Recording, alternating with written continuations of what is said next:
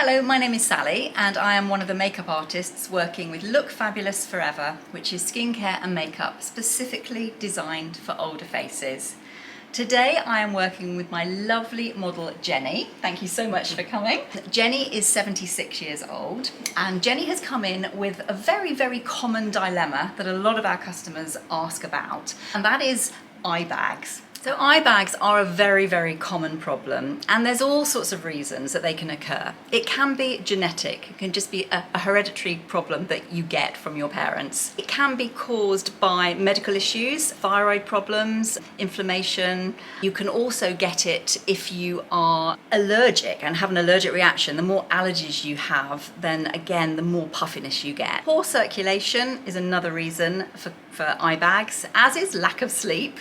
Having too much salt in your diet also makes a difference, as is alcohol, that can exacerbate the problem, and smoking. As we age, the collagen breaks down, so the little sort of fatty areas that were held tight sort of slightly move down to add to the puffiness and the bags. Aging also just means that our skin loses its elasticity, which just makes it generally prone to puffiness. So all sorts of factors can contribute to eye bags, but they do generally get worse as we get older.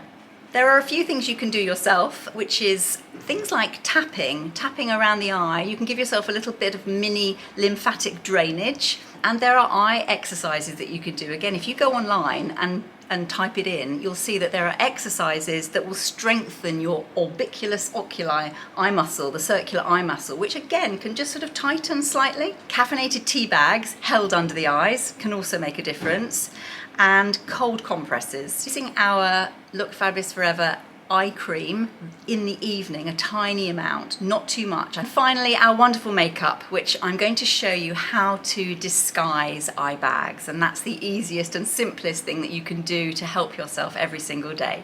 So having put on the face prime, the first thing I'm going to do is to use our Colour Balance Neutralizer in Peach, just in a specific area of Jeni's eyes. So where you have puffiness, underneath the puffiness, you'll see when I do it, it's a little bit darker and indented, and this peach colour will disguise that area, the sort of the browniness there, before we then put on foundation. I might put a little bit more peach on, then I'm going to put concealer on. I'm just putting the peach, just you can see, into the area where it's a little bit darker, a little bit more browny, underneath the puffy bit.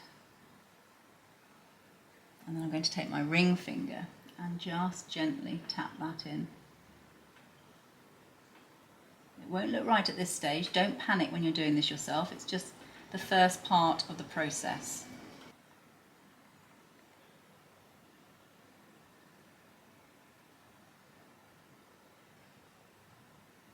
So what I'm now going to use on Jeni is our beautiful Continuous Cover Foundation in shade 3, mixed with just a tiny bit of our Light Look Beauty Balm in shade 0.75.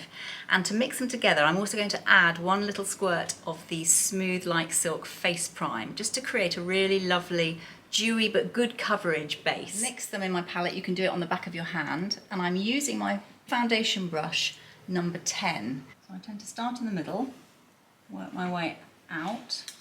The foundation, although good coverage, it's still light, and it's got coconut oil and vitamin E, so it's lovely and hydrating, but it's a great coverage. While there's still just a little bit left on the brush, I'm putting just a little bit under the eyes. If you just open your eyes for me, Jeni, just a little bit under here. But I will be putting concealer on, but it just gives me a tiny bit of a base.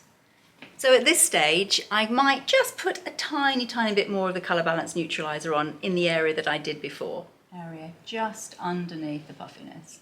You don't have to do it a second time, but if you want to, belts and braces, put a little bit on over the foundation as well, before concealer. So the most important thing to remember about makeup is light colours bring forward and dark colours push back. So if you have got bags and puffiness, you want to put a lighter colour on the indented bit underneath the bit that protrudes, which will bring that bit forward, which will have the appearance then of disguising and flattening the puffy bit. So I'm going to now use a slightly lighter, I'm going to use concealer a lovely cover-to-cover concealer in shade 2 just into the indented bit, and I'm going to use a lip brush or a small eyeshadow brush number 5 to do that, so I can do it more precisely under Jeni's where I have already put the peach neutralizer. So the small brush allows you to do it in a very precise way. Just gently, don't drag at the skin. I'm sort of stippling it on to that area. And then I'm going to use my ring finger, which is the finger that you can apply the least pressure around the eye, and tap very gently, which is also good. It's a bit like lymphatic drainage at the same time, just tapping gently into that area. And then the warmth of my finger will melt that concealer into that area.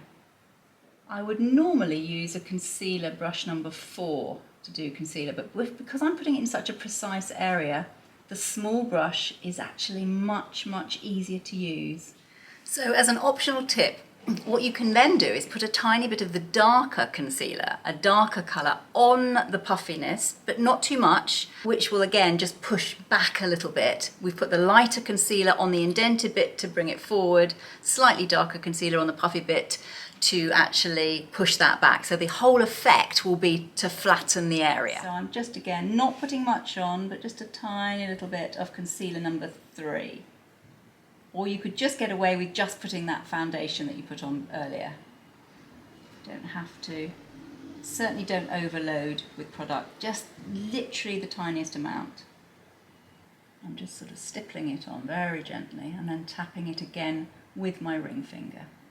What I'm going to do now is just to set the area around the eye with our really fine translucent powder.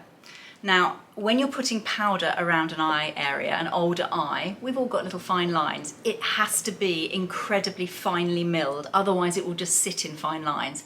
This one is specifically designed for older faces, so it's super finely milled, but I still would only put a tiny amount on. I'm going to put it on with my eyeshadow brush, the blender brush number 7.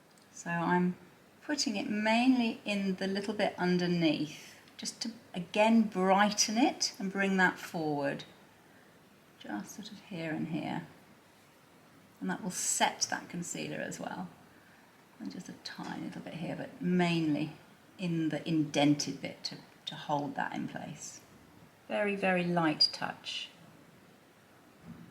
And I'm not dragging it because otherwise I'm going to move everything that I've so perfectly placed. So just do that. You can always just tap it a little bit. Sweep of my translucent powder all over Jeni's base. So that is the base makeup and the makeup around Jeni's eyes to disguise eye bags. What we're going to do now is off camera, I'm going to finish the makeup and then we'll show you the end result. So now we have the finished look on Jeni, and we have completed her eye makeup and her face makeup and some lovely lipstick. And I hope you can see that the eye bags that she was concerned about have sort of disappeared to a large degree through using disguise on the makeup. So I really hope you've enjoyed this video. If you've got any comments, anything you'd like to ask, please just feel free to put those in the comment box below. If you want to see in more detail the eye makeup that I used on Jeni, then see the link below because it is also part of our eye makeup series. Thank you so much for watching, and we look forward to seeing you again. And thank you again for being an amazing model, Jeni. Thank you. Bye-bye.